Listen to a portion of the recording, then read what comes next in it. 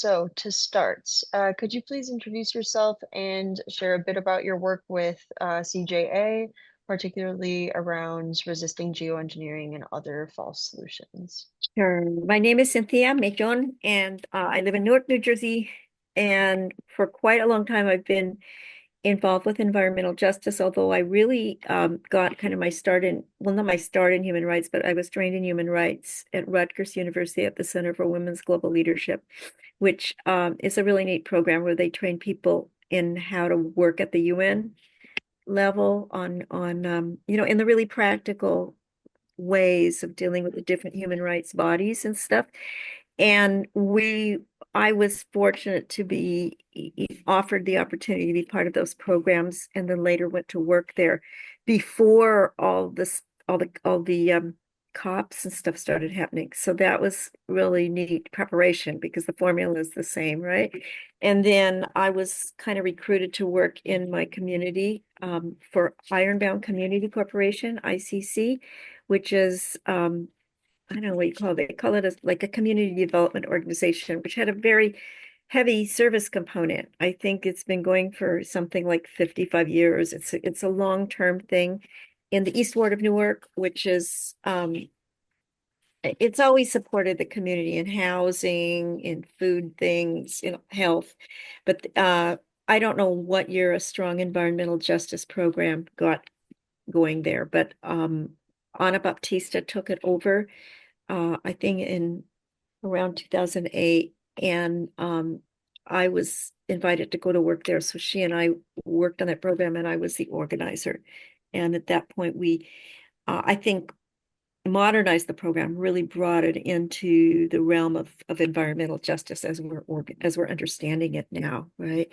So I did that for 7 years, and that was like during the economic downturn. There really was no place to go.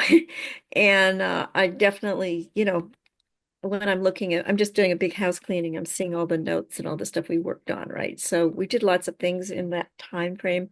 And then overlappingly, I was chair of the Environmental Commission of the City of Newark, which is a volunteer thing. And Anna was that before, like we kind of tag team on these things. And um now and I'm also on the board of New Jersey Environmental Justice Alliance, which is an EJ group, and was responsible for New Jersey's environmental justice law, for drafting that, right, and getting that passed and so on. So I think I started working for Climate Justice Alliance around 2017, and I was the first policy coordinator when the organization was still not quite sure what something like that was going to look like.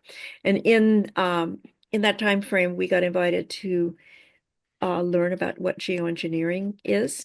And it sounded very weird and sci-fi to us, but these people invited us to go and get trained on that. So myself and somebody from Indigenous Environmental Network were deployed to go to Germany, and we haven't had Zoom that long. I don't think there was Zoom yet. We went to Germany, and we spent like 3 intensive days learning about all this stuff that is still the stuff we're talking about, the solar geoengineering Mm. and, shooting things at the sun, doing all this kind of stuff. It sounded just ridiculous to us. We could not believe anyone would do that, but there's a group that was at Harvard called ScopeX, that was, I think, wrote in what ScopeX stands for, but it's like, one of those weird, they wanted to do experiments, shooting sulfates at the sun to lower the strength of the sun.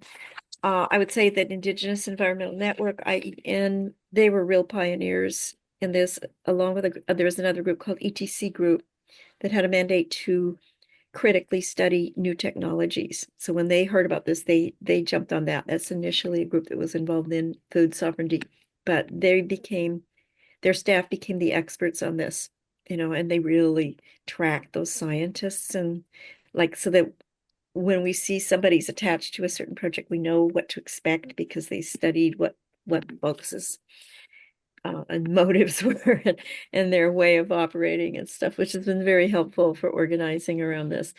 And we went and did that. And while we were in Germany, we learned that Scopex was trying to do an experiment on very close to indigenous land near Tucson, Arizona, which was one of those things because the people doing this work were based in Europe, Mexico, Philippines, nobody in the US except IN, and they were newbies at this. And so I looked at the map and I told them, like, that's, the people in those tribes around there, they're not going to have this. This and they had not been informed or anything, right? And so because like working with IN, I called the leader of IN from Germany and said, "Oh, they want to do this thing, right?" And there was member groups around there, so they organized against it and stopped it like right away. Like we hadn't even gone home yet, Mm. and we were able to contribute, and so we realized and that those scientists didn't want to come up against organized indigenous angry people like that. They backed off, and later they attempted to do something like that with near the Arctic Circle in Sweden, I think, Sweden. And the Sami people are the indigenous people there, and they came down real hard on that. And so that was what happened was the Scopex chain, they closed down in Harvard, I think because we made it hot for them so many times. But anyway, once I started doing this work, which was still looked at as very weird and not necessarily the mandate for CJA. We eventually, well, quite early, we decided that we really did need to inform people. We thought it was like kind of like duty to warn now that we had learned about it. Our members, CJA's members, or I think close to 100 member groups now, very local. So pollution and discrimination and the things that happen to people, right? Or that people can't have to work to try to get control of. But we felt like we needed to warn people, and Ian felt the same way, like that this is not going to go away. We have to learn how to fight it. So what we did was I shifted into developing a program for CJA that has not always been that prominent, but I have represented us with the groups that are working on it and serve on the steering committee. And Tamara is part of that for IN, as well as several people. I don't know if you ever met Paganga Pangowi Mm. from Alaska. She was at the new school last year on Earth Day. IEN, as I said, are very strong in this, and their lead on this work. There are two people in Alaska because Alaska's been kind of ground zero for geoengineering experiments. Mhm. So anyway, that's my work. I mean, I spend a lot of time kind of working on that with our international folks and just developing and building out work on that. CJA has a relatively new executive director now who is very committed to this work. And so I think we're going to be promoting it more. And we're still a little bit under the radar with that. Yeah, absolutely. Thank you for the context and going through your expertise and how that came to be. That's really interesting that you were sent to Germany to kind of learn about these things in the early stages and like yeah, I think that's like oh yeah, we're just planning on shooting some things up the sun. Like Believe that's it. wild. Yeah, Um, yeah. and the extent to which that's like still around today or being studied today. So it's cool to get that context. Thank you. You guys know more about it than most people. Most places it's not even talked about. It's still looked at as very weird. We learned a lot from, especially folks at ETC who'd really dedicated themselves to knowing it. And, the modalities of geoengineering are like the sun, solar geoengineering. They call it solar radiation modification or solar radiation management. Um, at the time I started, we knew there was a possibility of marine geoengineering, but it was really on the back burner. So we didn't worry about it too much because the sea is protected by the London Protocol, which is part of the London Convention on the Seas. And, there's like international law about dumping things in the sea and Mm, stuff like that. So we didn't do too much work on that. And now all that, just like so many other types of regulations, is pushed aside. So like the last trip I took was to a conference on marine geoengineering by a pro geoengineering body. And my instruction, since I had to go by myself, was to just lay low and gather information. Like IEN has disrupted their meetings in the past and stuff, but that's not something you do when you're by yourself. mm, And it's really scary. These guys are really wanting to do carbon capture in the sea and change the composition of the sea, the alkalinity level, so that it will capture more carbon. I wouldn't say that anybody's actually doing it, but they're trying, and I think Canada is trying to make itself kind of the center of that. They have a big research unit at Dalhousie University in Halifax on the East Coast, right? And I would not have known this if I hadn't gone to that conference. They were all just really referring to that. And I thought, okay, it's mm, not an accident that they put um, having this conference in Vancouver, right? mm, And the the people from the US, which is probably the majority, a lot of these are startups, like that conference, I sort of characterized it as a mix between a trade show and a religious revival. Like mm, they were like so gung ho, and I had weird conversations because I didn't try to hide my position if I was one on one with someone. I mean, mostly nobody would even talk to me. They all seemed to know each other, but like there was something called the Women in Carbon Capture Lunch, which I was mm. instructed to go to. Okay. And it was weird because I liked them. They were nice people at the table. I mean, you go to a conference, you don't know anybody. There's like 400 people there.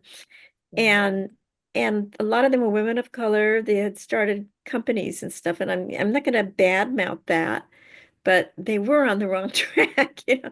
And Carbon 180, you may have heard of that group. They're all about carbon capture, right? And their supposed in I guess EJ organizer was there or something. She was really nice, but I mean, she told me that I was the first person that she'd ever spoken to who didn't think that carbon capture was the only way we were going to Oh, do. wow. Several people told me that. I Wow. thought, wow, these guys are really in a bubble. Like they were shocked at my views. And I really, honestly, I was nice. I needed friends. I was lonely. Yeah. It was weird. But, just hearing, I had to say, you guys got to understand because they had heard of CJA. They hadn't heard of Hands Off Mother Earth. Because I thought maybe I should have made my badge different, but I didn't. And yeah, there's like, we never met anybody who has your position.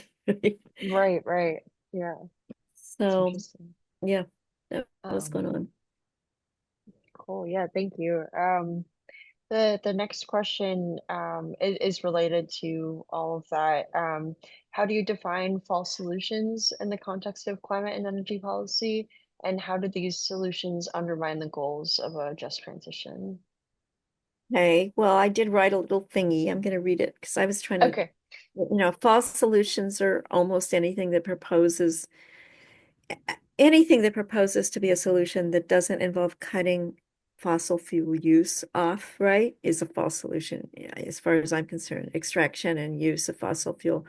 And there's all kinds of schemes, most of which serve as distractions from addressing that core thing. And I'll be really interested to see if somebody else has a different answer. But I mean, basically, this hasn't changed, since we've been working on this. And I know that real solutions are going to take a lot of work, and especially at this point where a lot of things people have been trying are actually being blocked and stuff. But we're not going to get there if we keep wasting time on these false solutions, which includes the whole carbon market thing. And all I see is people just trying to develop variations on that theme, you know. So to me, those are the false solutions. And it's very prominent. I also feel like a lot of people, just the same way that people don't know what geoengineering is, and I hear more and more thing like I listen in NPR, National Public Radio, and stuff like that to see what they're talking about. And I've heard a little bit of stuff about geoengineering, but very little. It usually just disappears. There might be one show, but nobody follows up. And so to me, yeah, those are the false solutions, and they are designed to distract us. And I think we need to really be honest with ourselves that the people behind this is the fossil fuel industry, as they love geoengineering, right? Because the trouble with that is I never ever hear anyone involved in that process talk about cutting fossil fuel use, right? Hmm. It's kind of like, that's, what did somebody say? Like going to AA and you keep drinking or something like that. Like it's just, or like or going on some diet, but you keep eating just the way you always did, right? Right, Like right. there's something off about this. And I mean, those are lame comparisons, but it's kind of like that. And I think one of the things that's happening with us working in this kind of outlier field is that we're learning things that aren't talked about on the daily, right? So there's um, a geoengineer, probably the most prominent of them. David Keith is his name. He was at Harvard. Their project there was called ScopeX. It was all about shooting stuff at the sun. And he moved to the University of Chicago, probably because there was too much heat on Harvard a few years ago. People were starting to examine what they're doing. Um, but he was also owner of a carbon capture company, and that company is called Carbon Engineering. And during our time working on this, he sold it for millions of dollars. He's Hmm. very wealthy now. And I didn't learn that the purchaser of that company was Occidental Petroleum. Ah, interesting. Mhm. And Oxy moved it to a place called Squamish, British Columbia, which is about like 50 miles north of Vancouver. I guess a lot of people knew that. I didn't know it. I met somebody who works there at the women's carbon capture lunch. And so my own colleagues there, and I graduated from Simon Fraser University in Vancouver. I know Vancouver and Canada pretty well.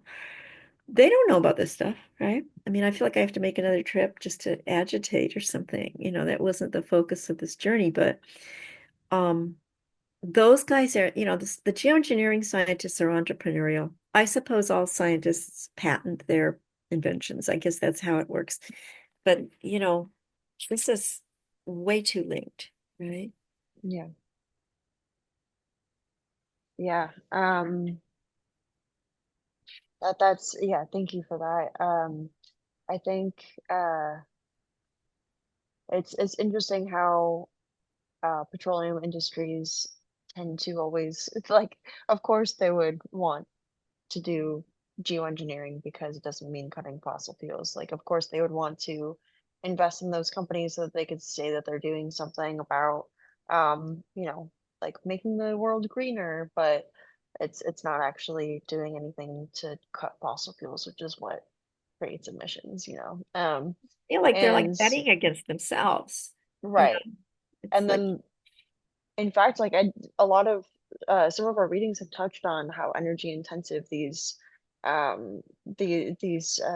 methods are, and that's the next question actually, which increases the demand for petroleum, so even more. So that's great for these petroleum companies that are investing in carbon capture, etc. But so the next question is, many proposed geoengineering approaches like BECCS and direct air capture are incredibly energy intensive. Can you speak to the contradictions between these technologies and the need for an equitable, community-centered energy future? well, I mean, I guess I kind of have, but I think I mean, that's an example, and I think I honestly think they're capitalizing on people's lack of knowledge. I do not believe that the Congress people on the whole know what this stuff is. I don't think they understand that the most of the carbon that gets captured goes back into EOR, enhanced oil recovery, that it's going into old oil wells that's what most of the captured CO2 that's purchased for goes to. It goes Mm, right back into oil extraction. And that's been around a long time. I think they've been doing that for like 20 years or something. EO, enhanced oil recovery. So there's a basic hypocrisy there that's operating. I even heard something strange, a couple of things that came to light recently. I heard a guy interviewed who is, I mean, I don't even know what to call him. They have a carbon capture company, probably in Texas. It's very easy to set them up in Texas. And I heard the guy say in an interview, well, we don't even believe that climate change is real. But, this is a viable industry. We're doing that. I mean, that kind of hypocrisy, I just don't even know how to deal with it. It's just like, oh, okay. Texas, the people were saying, probably at that same lunch, um, Texas is where you want to be doing this stuff because it's so easy to set up a business there and there's like virtually no regulations. That's what they were saying. And Texas is a climate denying state, but they don't care. They'll go with it, right? Right, So right. there's a fundamental flaw there, and I mean, it's hard for me to talk about that kind of stuff in any kind of measured way because first of all, it really makes me mad, and that level of hypocrisy is really hard for me to deal with. But that's kind of what's going on now. We have a real weird situation on our hands now because the entire administration is officially climate denying. And this Mhm. was referred to repeatedly at that conference. And in fact, it was weird, like some people would like to leave the States and go to Canada, which is sort of stupid, but that's, they think they're going to get a better deal for their project. Maybe they will if Canada goes down this crazy path. They certainly did the right thing. They just had an election there, right? And their Trump clone did not win, even though I had been there in October and it was looking like he might. And I guess it was October. I went there a few times recently, but even when I was there for the conference, people were like really nervous. And, with that huge error of talking about taking over Canada, they're pretty mild people, but boy, are they mad right now. Mhm. And I don't know how all this would shake down, but people there in very climate denying sectors are perfectly willing to open up a CCS. Right? So I don't know how to deal with that. I'm not a psychologist or anything, but there's something really off about that. Have you guys been And learning about that? I mean, maybe you know more than me. no, not really. I'm not really sure that that was actually one of our questions is kind of what are like the politics behind that and the economic forces behind that, and why does this happen to be something that climate deniers are willing to get behind? Is it because of the connection to the fossil fuel industry that we were talking about before? So it's just essentially it doesn't require any type of degrowth. It doesn't require questioning extractivism. It doesn't require any of that, and it kind of goes back to this like whole concept of like man versus nature and like the dualism of man doesn't exist within nature, man is separate from nature and we have to conquer it. And I think that's like a very inherently that's a like inherent concept within the fossil fuel industry. And so I would like say that it's kind of playing into that, but in terms of like the politics or the economics of it, like beyond the fact that this is like an industry that can make people money despite like it's like it's like a greenwashing thing where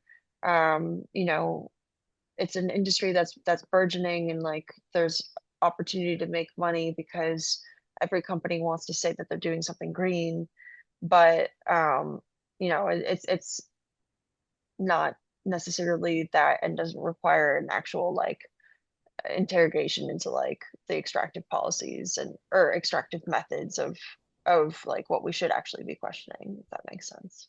Well, I think it goes into like the 45Q, right? The tax break. Did you guys talk about that? Mm-mm. Camera's big on that. Like 45Q is the tax break that companies get for doing carbon extraction or carbon. Oh, So look into that. There are people who are working really hard to get that repealed. That and also under, the Biden, what was that thing called? The big his big so-called climate bill that was actually the infrastructure plan? there was the infrastructure plan and then there was the other one, the IRA, Oh, yeah. okay, which really incorporated perks, tax breaks to companies for doing carbon capture. Okay. Mm-hmm. That was a big problem for a lot of us. Like, there were good things in that bill and very bad things, and it was confusing and kind of depressing to hear people talking about this great climate bill when it incorporated something that we don't think is right at all. And that was a big Mm-hmm. part of it. So a lot of companies and even tribes wanted to get in on that. Okay, that also, there was a lot of I don't even know if it's been repealed, a lot of incentive to do hydrogen as well. Mm, Okay. Hydrogen hubs and stuff. That's mhm. a different tax break, but if that's the 45V, okay, like those things are, Tamara knows that stuff. You guys could ask about that, but um those things, are agnostic. If you can get a big bunch of money doing something like that, you will do it, you Right, know. right. It's the previous administration. Well, there's never been an administration like this except the time before, right? What I call this T49 and as opposed to T47. Uh, but where there's this kind of off the wall, what would you call it? Preaching or whatever, some kind of nutty, you know, reification of these techniques, right? Mm-hmm. Or demonization of wind and solar, like the Right. crazy, crazy. This is crazy, crazy ranting stuff, right? Yeah. That's pushing these things to the side or, negating them. And I don't know what to do about that. I mean, that's just crazy, right? So we're in this very weird tectonic kind of shift, right? Mm-hmm. I don't even know why we're like, I know folks who are dedicated to fighting the 45Q. The little list of folks I suggested you interview kind of Mm-hmm. goes across that range. Like if you decide to interview Jim Walsh, who I don't know who you're working with at Friends of the Earth. Is that We spoke to Cortana, I'm blanking on her last name. Uh, it's okay. I work yeah, with somebody her else there, name's but we're Cortana. we're all on the page, and about this, and they've gotten involved in the geoengineering, the anti-geoengineering work, and have a couple staff really dedicated to that, and then other people who are really working, on the 45Q thing. Mm-hmm. And so you could certainly ask about that. I mean, those were and are big incentives to Yeah. do carbon capture, right? Okay. Yeah, no, that entirely answers this question where, it's a yeah, there are literal tax breaks that are incentivizing this. And are there also like, so you mentioned Harvard, and I know there are quite a few other academic institutions that have research for geoengineering as well. Do Mhm. you know who funds those research studies? And is it also fossil fuels, or is it funded by the government? Like, yeah, I guess Yeah. who's from that perspective, who's funding these things? A really good question. I don't know enough about that. And there's a couple of things like Harvard replaced Scopex, and I think it was just because it had a bad name. So they replaced it with another institute, and that's called the Salata Institute, Salata, Mm, Institute for, I don't know, they're calling it like sustainability and climate or something like that. I ran up against them last year in September during Climate Week. I managed to get myself, it was really hard to get into the different events, but I got into theirs. And he had really big names on the panel, the director of that institute. And they're just like all in for solar geoengineering. This is a cultish, there's whole hmm. authors that are dedicated to that. Elizabeth Colbert, I don't know if you know who she is. She's a science writer. She's in writes for the Atlantic and the New Yorker, and Oh, a lot of great. people like to read her stuff. And she was on that panel, so I guess she's a Mm. geoengineer. I don't know. She got very silent as it became Mm. crazy and cultish. And they had another woman on there called Holly Buck. Holly Buck's an academic. She likes to take a kind of devil's advocate position and look like she's kind of a hipster or something, but she's all in for geoengineering. Okay. So I actually managed to ask a question, and the guy, it became a joke. My colleagues were kind of at the back of the very crowded room that they had at the Harvard Institute. Um, or Harvard Club or something, which is in New York. And I asked him about a detail about geoengineering, but I didn't want to tip my hand about knowing too much, right? But he did refer to it twice, that part of the problem with that is if you start it, you have to keep going with it, because if you suddenly stop, it could heat up terribly. It's called Mm. termination shock and sort of like kill us all. And so I Whoa. said, oh, you referred twice to that this has to be long term. Would you care to elaborate on that? And he said, you clearly don't understand this carbon cycle. I'm going to suggest that you read a book I give to my undergrads. And he like, yeah, he sort of, Whoa. yeah, I know. But that's hard. Harvard's got this wacko guy leading this thing. Mm. There are a number of other people who are really big on that, including one who came into my community at one point and was very extractive. We think that she even volunteered on a project I was leading on a campaign, and we think she used us to get some EJ cred. Her name is Mm. Shuchi Talati. She started an institute called, oh, I'd have to look it up. But anyway, though there's different streams of this stuff, but they're all related. Okay. Um, Solar geoengineering seems to attract fanatics. Um, Again, like I said, the marine thing is no hardly anybody has a handle on that. And I've had to kind of tell our friends working on CCS to start looking at this, because this is going to be the new big thing. That's the trouble. You can't focus too much on one side of a campaign, because they're coming up with new stuff on the other side and you can get blindsided, right? Hmm. Hmm. In terms of who's funding this stuff, I don't know. I need to be doing more work on that. While we had a meeting last summer in Bonn, where we got 2 days of training on marine geoengineering. And some of the groups have staffed up and hired oceanographers to be, so we're learning a lot from them. And um, we watched a film about, it's a video about a community in Cornwall, England, where they started doing an experiment in their bay without telling them. And a woman who studies, of all things, seals, like there's Hmm. always seals there. The seals suddenly changed their pattern of where they would go rest, or they go on. I don't know what we call things when seals do things, but they would sit on this rock shelf that, and as far as anyone ever knew, they had always sat on a different one. So Mm. she knew something was the matter. The seals knew that the water had been, the whatever you call it, the constitution of the water had been changed.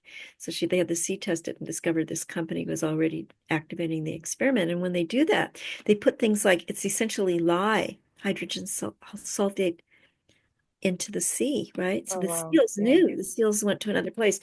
This video hasn't been released yet, but we've been watching it. We watched it in our workshop, and then we went online with the people who made the film and some people from the community. Elon Musk contributed to that experiment. He threw in Mm. about $1 million because it's on the video. Hmm. Now nobody's talking about this. And also, if you guys aren't aware of it, we have a publication called Geoengineering Monitor, Geomon. They might have that. Oh, I think we just went through this in our class. Okay. It has a lot of projects, all throughout, like, I think I've seen this. It's a website, Geomon. right? Well, it has a bulletin that you can have come into your email every month, and they update Okay. it all the time, even in the middle of the month if they have to. And I'm supposed to be writing an article for it right now, actually, about Oh, some of the stuff we're talking about. But they also have an interactive map, so that might be what you're yeah, thinking. The map, exactly. Yeah. and depending on how good you are at doing that stuff, the map can show you a lot of things, like where the Hmm. experiments are. But the bulletin tracks this stuff. So they have just staffed up and they have some good researchers. Um, I can ask them this question about funding and get back to you because I don't know who all's funding it. I people don't talk about that very much. Where's Harvard? Where's the Salata Institute getting its money? That we can probably find out. Yeah. Um, the marine geoengineering, I'm expecting that to pop up more places. I have a feeling, I know that California is targeted. That's why we had a meeting there not that long ago. I think there's a bill in the legislature, which I haven't had a chance to read because I just took a little bit of time off, but um, somebody was texting about it this morning on our signal chain. I can probably find that for you. That's, Sure. California, these places with this long coastline is where they want to do this stuff, although they were trying to do some off Martha's Vineyard. Mm. They moved it. Now they're trying to do it in Maine, and I mean, that's a lobster industry, right? Right, right. So I think they're going to be, I don't know. I have a feeling this one's going to, maybe people are going to react really badly to this, which is they Mhm. should, you know. Yeah, absolutely. Yeah, it's more out of curiosity than anything, with regards to the funding. So I feel like a lot of times that's kind of intentionally kept under wraps. Well, the And initial ones were Gates and the other guy, Bezos. I mean, both the tech bros were funding it. And right, now I know Elon Musk funded that one in Cornwall. yeah, But uh I think those guys may have backed off from this mm, stuff, and like again, the weird contradiction. I've been having a hard time writing this article because I was supposed to write a speculative piece on what we can expect in the new administration around geoengineering. And I haven't been able to get a handle on it. You know, right, I, I went to that conference in Canada and they were all saying that the climate here is not good for this right now. yeah, Yeah, I don't know how they're going to do that forever, but they're into a lot of denial in a bunch of different areas. So it's not a great, they would have to admit that there's a climate change problem. Then I could right, see Trump getting really into it. Oh, we're going to have the most beautiful solar. We'll get rid of that stupid sun. We've got better things we can, that kind of thing. That's natural for him, right? yeah, But if you can't admit that there's a climate problem, they've sort of painted themselves into a corner on this. And I'm waiting to see how it out shakes down. And there hasn't been any money made yet, or they would probably find a way to get out of it, right? yeah, It's a weird definitely, transitional moment. yeah. Um, so I guess I have two kind of final questions. Okay. And both, you may not like them because they're both a bit speculative, but Uh-huh. you can feel free to skip either. So from your work at CJA and beyond, what does a justice-centered, community-led alternative to both fossil fuel dependency and technocratic geoengineering look like? This is number 7. Okay, let me see. I wrote answers and then I discovered I wrote them in a different colored ink and they didn't come out.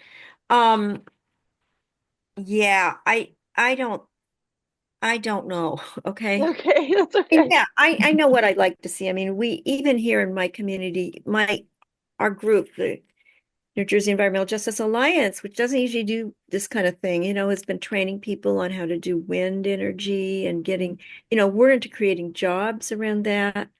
And I don't know what's going to happen with that now. I think they've shut down all those kind of things. I need to talk to our director, but I think, uh, you know, I mean, I'm kind of simplistic in how I see this happening, and I don't have that kind of vision. I think there's other people who may. I like practical things, and mm. so, I don't really have an answer for you. Like I said, some of these other folks that are more focused on that may, but I'm Yeah, yeah, really upset about, how they're doing this. They're blocking us from doing the real stuff, right? right, right. And then, so the second question is more so about the role that academic institutions and students and researchers, like what we can do to challenge these false solutions and try to uplift real climate justice strategies. So are there any recommendations that you would have from like an organization perspective or organizing perspective, from your work at CJ or otherwise, things that you think would be helpful for us to do and like kind of challenge in our everyday lives or in our research, to make sure that we're avoiding these things? Well, I did look at that question, and I think you at New School are in a better position than some because you're having Yeah. access to people who do this, and and what I was saying, keep getting informed like you're doing. Really pay attention to Indigenous knowledge and go to those events. They really are at the forefront of this. And, I happen to know that our colleagues at IEN made a scientist cry and made them pull out of Alaska, this awful experiment that they've been Wow. doing. They really did that, you know. And of course, these companies, they act like they came to the light and don't, we don't care how they did it. They really did it. They didn't, they said, we have realized that this is bad for wildlife and, whatnot. But they really did succeed. So I think don't stop speaking out to the extent that you can or as much as you can. And I think just keep, I think as I said, y'all at the new school are in a good position. How you multiply that, I don't know because I'm not in your milieu, right? Mhm. Like you're gonna have to find ways. There is something I need to flag here is that like the pro solar geoengineering people are actually grooming graduate students and youth, and they have captured to some extent that sector. And Mm. so this woman, it's called Just Deliberation for Solar Geoengineering or something. That's the name of her quasi company, thing. We'll show up on a panel and have a graduate student of color who's saying, geoengineering is our right, and you're violating our rights by not letting us do this. This is the way of the future. And that's put a lot of pressure on, I'm sure in the meeting in Africa, they're talking a lot about how to deal with that because they're actually um, proselytizing among graduate students to get them on their side. And so that is something to really keep an eye on. And, and our colleague in Alaska has told me how they've been pressured. Groups show up from, Finland. I mean, the whole Arctic Circle is a different cluster of countries and groups. Those guys actually go to Greenland and stuff, things that are practically just mythological to me. But they, show up and pressure them around this youth thing, which is a wholly, I guess, what would you say, instrumentalizing people um, under the promise of jobs or I don't know. I don't think solar geoengineering is a human right that's being violated by putting the brakes on it, but that's the weird kind of extreme language that gets thrown around, right? Yeah. So I guess be on the lookout and keep talking to the right people. And if you find more right people, let me know so I can talk to them too. Absolutely. Yeah, no, I think that's great. And I think, yeah, we are really lucky at the new school. The fact that I'm in two courses that are both talking about this and connecting us with awesome people like you that are actually doing this work. It's really cool. And I think it's a pretty unique position. The entire program that Sandra and I are both in are it's very focused on environmental justice generally. And I think that's kind of rare, in terms of like our degrees, environmental policy and sustainability management. And I think that it's pretty rare to have a degree like that that has such a core focus in environmental justice. And I think it's awesome, and it's like it's very necessary. Like where I did my undergrad, and off like I've been working in the industry now for almost a decade. And it's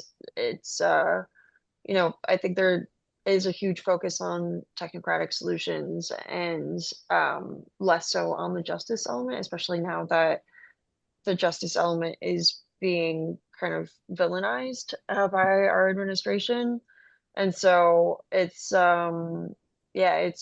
great that the new school is kind of challenging us to think about everything from a justice perspective and through a justice lens. Yeah, I hope you guys can keep going. I mean, even stuff I do hear talked about, even in programs, even on air and different kinds of podcasts and podcasts is um people have very short memory. Things get lost very quickly and easily. And I don't know. I have a huge focus on language, as maybe you can tell. But like, like just how we use language and keeping in mind, like they're saying, oh, all this EJ money is going mostly to communities of color. I mean, that's the cart before the horse. Those are the communities that are have the most pollution, like Exactly. supervision and ongoing pollution. That's Intentionally, like, yeah, intentionally. It's like a kind of, long-term redlining or something. So yeah, we need to really speak out on that. Call it every time you hear it, because that was like I was going, oh, this is terrible. They're not talking about what the communities really are. And in a way, folks who never heard of EJ are now maybe talking about it, but they're using it in a violating way, in the wrong way. hmm, So, and my play is about this one. I'll send you the little flyer. yes, But it's Mother's Day, so I don't think very few people are going to go, but it's pay what you can. And, you know, there's a housing activist, somebody fighting gentrification in Jersey City, and a guy who learned to write plays in prison, and he works with returning groups. So whoa, those are the cool. three groups that are, That's the so cool. three of us they've got the chance to write plays. He has more experience than the rest of us, but we'll see how that goes. I want to write films, and make animated films about this stuff. So I was really Yeah, grateful at this opportunity. yeah, absolutely. That's awesome. Sandra actually made an animated video. Um, Um, I see. yeah, Be sure. How cool. yeah. And so it's really cool to yeah, explore different art forms and teaching people through different ways. Yeah. Never know who you'll reach. Well, Yeah. thank you for fighting the good fight